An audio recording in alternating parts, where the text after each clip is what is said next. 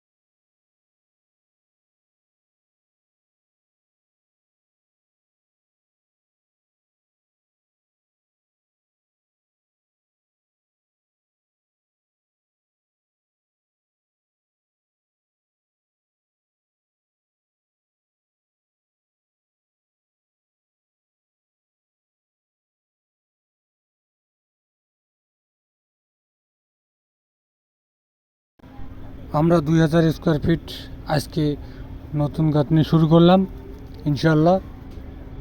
দেখেন এই যে এগুলো আমরা গাঁথলাম,